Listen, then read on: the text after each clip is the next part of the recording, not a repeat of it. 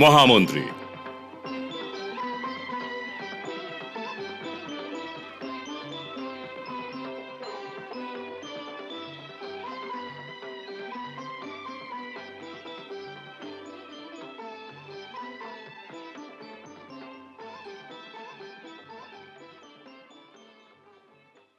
আমি দুষ্মন্ত পুত্র ভরত সবার প্রথমে আমার বীর যোদ্ধাদের প্রতি আমার আন্তরিক ভালোবাসা জানাচ্ছি, যারা হস্তিনাপুরকে আর্যাবর্তের সীমানা পর্যন্ত বাড়াতে সাহায্য করেছে।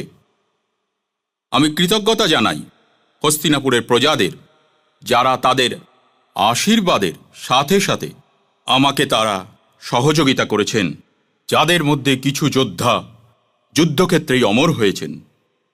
আমি তাদের মাতা পিতাকে শতকোটি প্রণাম জানাচ্ছি।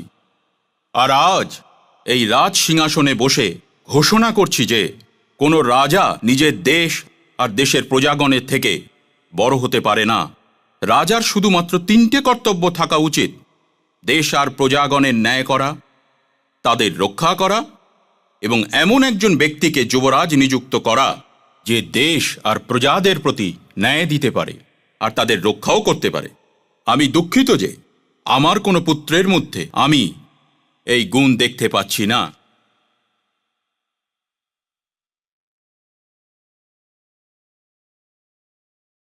এই জন্যই আমি ভরদ্বাজ ভূমন্যুকে নিজের সন্তান মেনে নিয়ে ওকে যুবরাজ নিযুক্ত করছি।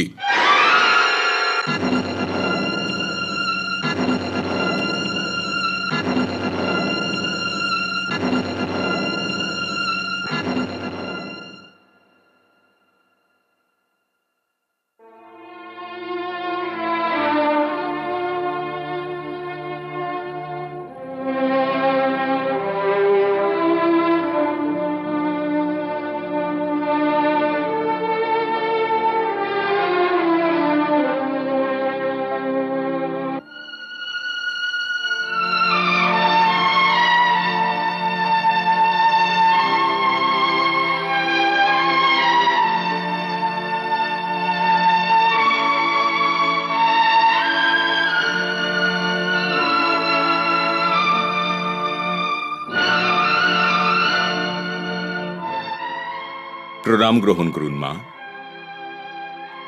দীর্ঘজীবী হও। মা,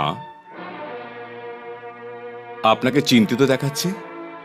আমাকে চিন্তিত দেখাচ্ছে কারণ আমি চিন্তিত। কারণ কি মা? সম্পর্কের বন্ধন ছিঁড়ে তুমিই প্রথম পিতা যে নিজের সন্তানের অধিকার অন্য কাউকে দিয়েছে। এ তুমি কি করেছো ভরত? মা, আমি এমন একজন পিতা যে কেবল শুধু পিতাই নয়, একজন রাজাও বটে। সন্তান আর বাইরের লোকের পার্থক্য অনেক। আপনি শুধুই মা, তাই স্নেহের মোহে অন্ধ হয়ে গেছেন।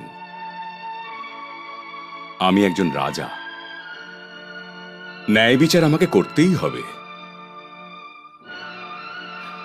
আমার পরিবার যে অনেক বড় মাতা, আর আমি যাকে যুবরাজ অভিষিক্ত করতে চলেছি সেও তো আমারই সন্তান, কারণ ও আমার প্রজাদেরই একজন। সমস্ত নগরবাসী আমারই তো পরিবার।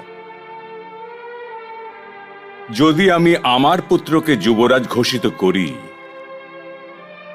তবে তা রাজ্যের প্রজা দুজনেরই সাথে অন্যায় করা হবে।